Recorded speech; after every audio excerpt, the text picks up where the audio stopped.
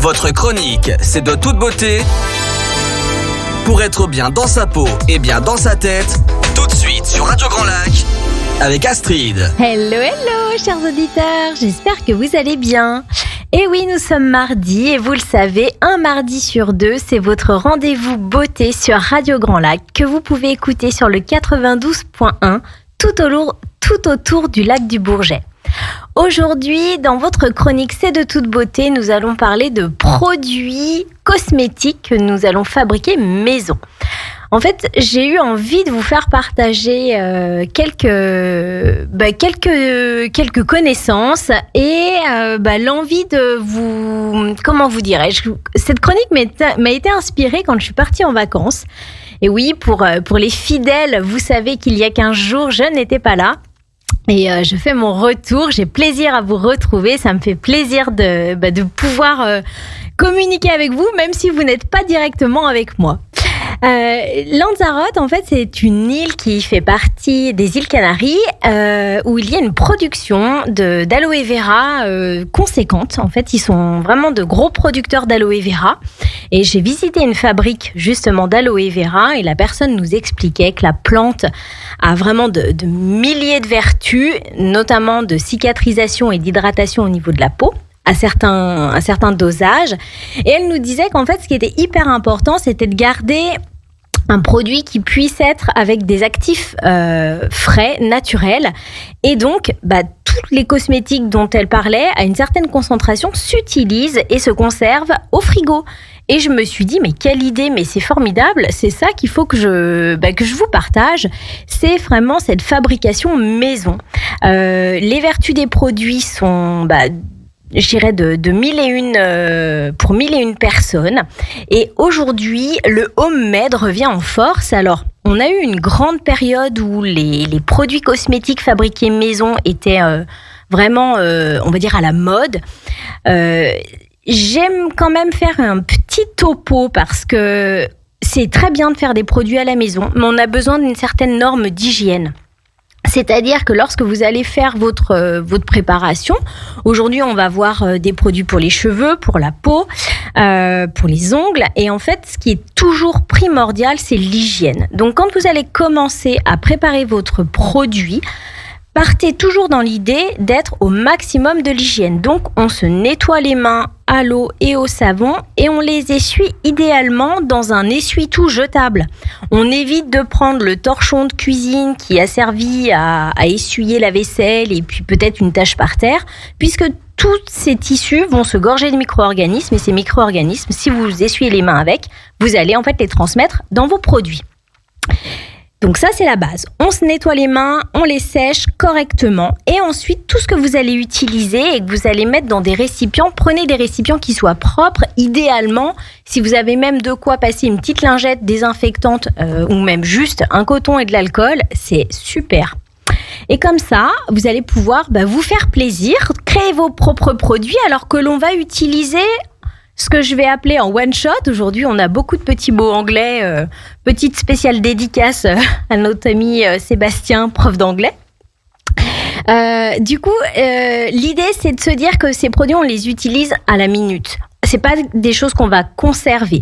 Un produit cosmétique, s'il y a de l'eau dedans, on va ne pas pouvoir le conserver longtemps. On a besoin d'agents conservateurs qui soient naturels ou chimiques. Ça a été des grands débats ces dernières années. Là, moi, vraiment, je vais vous donner des recettes à utiliser à l'instant. C'est pas des produits que vous allez conserver. On est bien d'accord. Sur cette base-là, on va pouvoir donc créer notre produit du jour.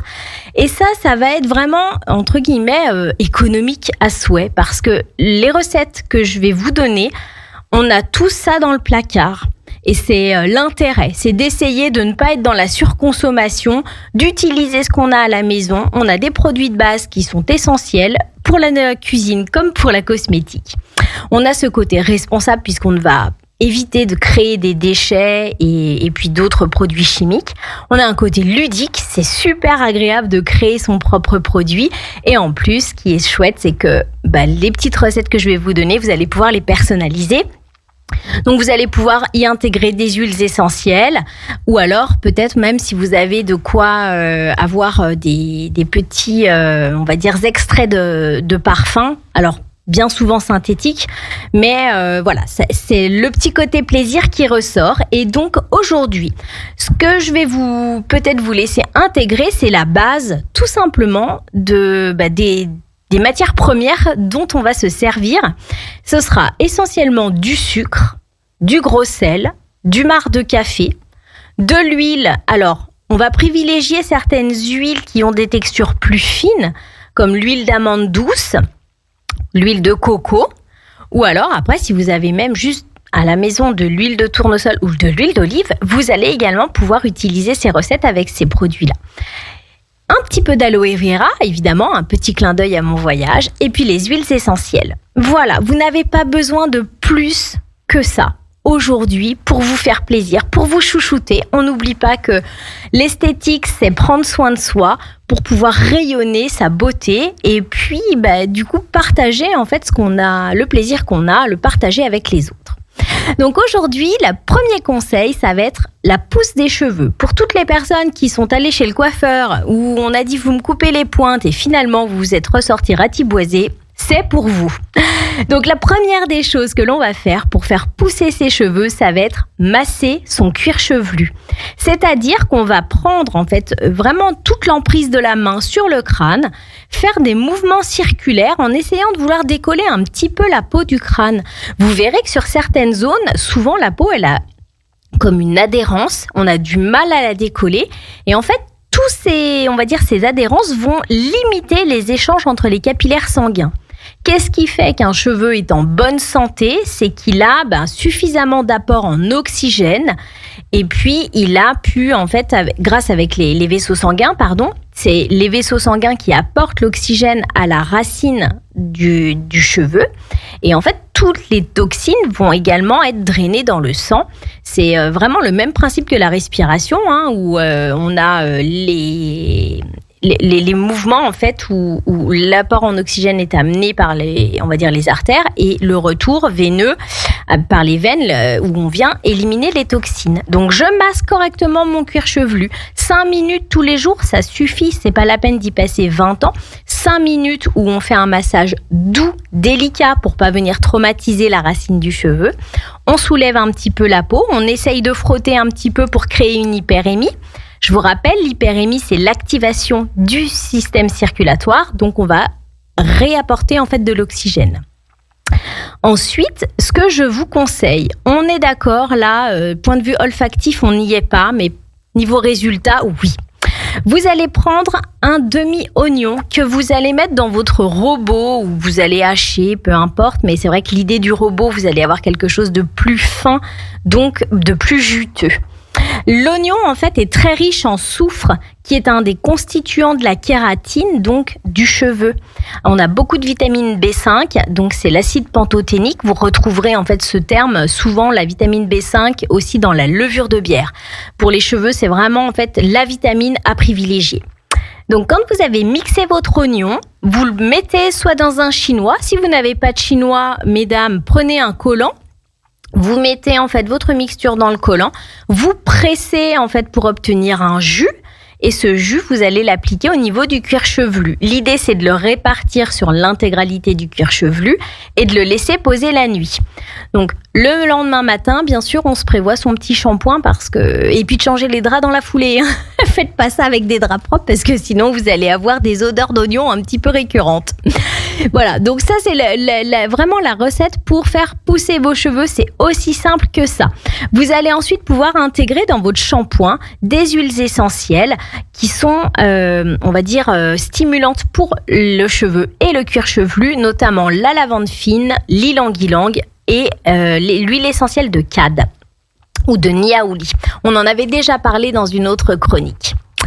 Cette fois, quand on a les cheveux qui sont un petit peu longs, qui ont tendance à faire des fourches et on veut avoir quelque chose qui soit nourrissant, l'idée c'est vraiment en fait de faire très simple. Vous prenez de l'huile de coco vierge Je vous le rappelle, l'huile de coco vierge, elle est solide.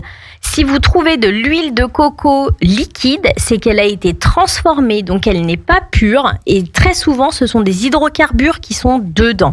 Donc, vous prenez votre huile de coco, vous prélevez une noisette à l'aide d'une petite cuillère et vous mettez 2 doses de gel d'aloe vera. L'idée, c'est de mettre ça dans le creux de votre main et puis de frictionner les deux de manière à ce qu'ils se mélangent et vous allez obtenir une crème. Et là, vous la mettez sur les longueurs et au niveau des fourches. Vous laissez poser. On mettra toujours en fait cette crème sur cheveux secs de manière à ce qu'elle soit complètement absorbée.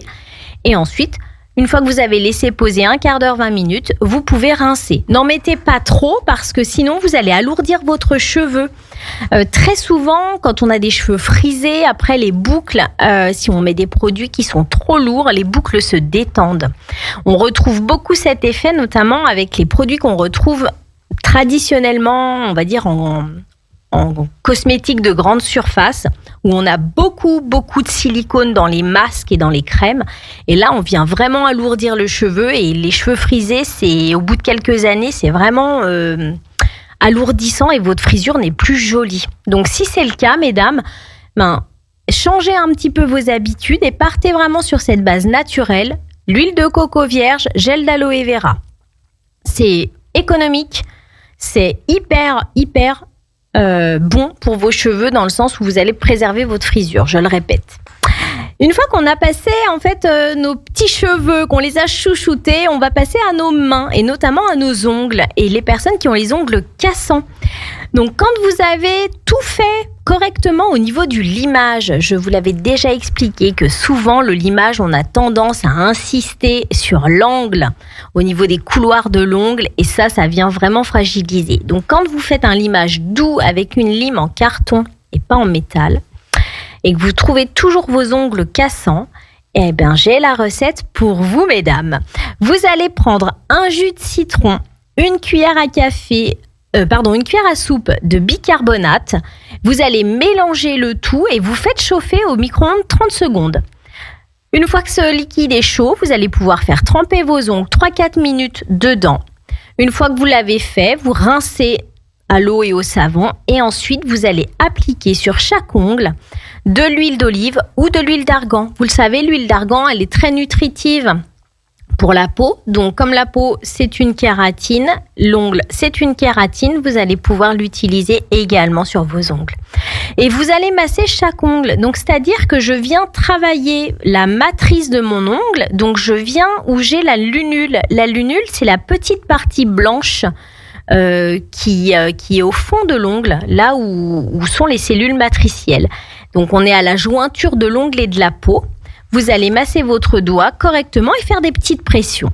Et une fois que vous avez utilisé l'huile, vous l'avez laissé pénétrer. Si ça vous dérange, à ce moment-là, je vous conseille juste d'essuyer vos mains, de ne pas les laver. Ensuite, vous avez l'habitude, je vous en parle régulièrement, une belle peau, c'est aussi grâce à un gommage. Parce que le gommage vient enlever les cellules qui sont trop sèches, qui sont souvent des cellules mortes, et on vient activer le système de régénération de la peau. Donc le gommage, vous avez une recette pour le visage, une recette pour le corps. Vous allez juste changer le petit actif abrasif. Donc pour ça, vous avez besoin de miel. Vous mettez une cuillère à café de miel. Vous mettez une cuillère à café d'huile de votre choix. L'huile d'olive, l'huile de coco, l'huile d'argan, l'huile de noisette, l'huile de bourrache qui est très très bonne pour la peau. Et vous allez ensuite ajouter 2 cuillères à café de sucre. Vous allez mélanger en fait cette composition. Vous allez obtenir quelque chose d'assez onctueux. Vous l'appliquez sur le visage et je vous laisse faire des mouvements circulaires très doux pour exfolier la peau. Le gommage va vraiment être à faire 1 à 2 fois par semaine sur le visage. Sur le corps, vous allez utiliser la même recette, le miel, l'huile, mais au lieu de mettre du sucre, vous allez pouvoir mettre du gros sel ou alors du marc de café. Souvent, le marc de café, on ne sait pas vraiment quoi en faire à part le mettre dans les plantes, mais vous allez vraiment pouvoir l'utiliser une fois qu'il sera bien sec comme un gommage pour le corps. Moi, j'ai vraiment l'habitude maintenant de faire ça. Je me souviens, il y a quelques années, une copine m'en avait parlé et en toute franchise, je m'étais un peu moquée d'elle. Et aujourd'hui, je trouve que c'est génial parce que du coup, c'est économique, écologique. Ça nous évite d'avoir des petites billes de plastique qui polluent l'environnement et vraiment, en termes de résultats, on a une peau de bébé. Quand on a fait son gommage sur le visage, on va pouvoir appliquer un masque. Alors, mesdames, pour celles qui ont la peau sèche, vous allez utiliser un avocat, un citron et 2 cuillères de crème fraîche. Vous prenez votre avocat, vous mixez la chair de l'avocat, vous l'écrasez ou vous la mixez, ce sera à mon sens plus agréable de l'utiliser mixé. Vous faites un guacamole en fait, voilà, vous savez la cuisine c'est très proche de la cosmétique. Vous faites un petit guacamole maison, vous ne mettez que votre avocat et une cuillère à soupe de jus de citron. 2 cuillères de crème fraîche et vous laissez poser sur l'intégralité du visage. Alors la crème fraîche, je vous conseillerais de prendre de la crème fraîche épaisse parce que liquide, vous allez avoir quelque chose de un peu dégoulinant pour le visage, c'est pas très agréable. Une crème fraîche épaisse, vous laissez poser 20 minutes, vous rincez à l'eau claire et ensuite vous pouvez faire votre protocole de soins habituel si vous avez l'habitude de mettre une lotion, une crème de jour ou une crème de nuit en fonction du moment où vous faites ce masque. Pour vous, mesdames, qui avez envie d'avoir un teint beaucoup plus lumineux et vous avez envie d'avoir un masque détoxifiant, vous allez utiliser de l'argile en poudre. Je vous conseille vivement de prendre de l'argile blanche plus que de l'argile verte. Après, on fait avec ce qu'on a dans le placard. L'idée, c'est d'être dans le côté économique et non pas consommation. Donc, vous prenez l'argile en poudre, vous mettez du miel, du gel d'aloe vera. Si vous avez des hydrolats de rose, de tilleul, de bardane, vous avez de camomille aussi, vous allez pouvoir utiliser ces hydrolats à l'intérieur. Ou alors, si vous n'en avez pas, vous prenez tout simplement de l'eau. Donc, vous prenez 2 cuillères à soupe en poudre d'argile, 1 cuillère à café de miel, 1 cuillère à café de gel d'aloe vera, et vous venez ajouter un petit peu d'eau ou d'hydrolat jusqu'à obtenir une pâte onctueuse. L'argile, comme vous le savez, ça vient en général dessécher. Donc moi, je vais vraiment vous conseiller d'appliquer le masque en couche épaisse. Vous laissez poser 10 minutes et dès que vous sentez que vous avez un petit côté tiraillant, je vous invite à prendre un petit brumisateur et vous humidifier l'argile. Ça ne la rendra que plus active parce qu'une fois qu'elle est sèche, finalement, elle est plus active. Notamment pour les peaux sèches ou les peaux fragiles, plus vous allez utiliser votre argile humide, plus vous aurez un produit qui va respecter votre peau et l'adoucir.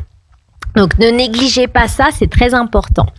Et puis pour les lendemains de fête qui vont approcher doucement ou pour les personnes qui ont peu de sommeil à l'heure active et qui ont l'impression d'avoir des poches sous les yeux, je vous conseille de faire infuser des sachets de thé vert et une fois qu'ils sont en fait utilisés, vous allez reprendre votre sachet et froid. Vous l'appliquez au niveau de votre cerne. Vous allez voir, on a un côté très draineur dans le thé vert et vous allez avoir un regard complètement défatigué. Et vous n'aurez plus que vos yeux pour sublimer votre visage. Je vous donne ces conseils vraiment dans l'idée de vous apporter une petite note économique et sympa à faire à la maison. Bien sûr, vous avez toujours la possibilité d'utiliser vos produits cosmétiques que vous trouvez dans le commerce. D'autres conseils, d'autres astuces beauté, ce sera dans 15 jours. À la même heure, à 14h15. En attendant, aujourd'hui, je vous donne rendez-vous à 17h pour l'émission 1 heure, une commune et notre invité sera la commune de Saint-Ours. Je vous souhaite une belle journée et n'hésitez pas à faire des commentaires et à m'envoyer vos questions si vous avez besoin de conseils. À bientôt, au revoir. Retrouvez également votre radio préférée, Radio Grand Lac, sur radiograndlac.com et sur les réseaux sociaux.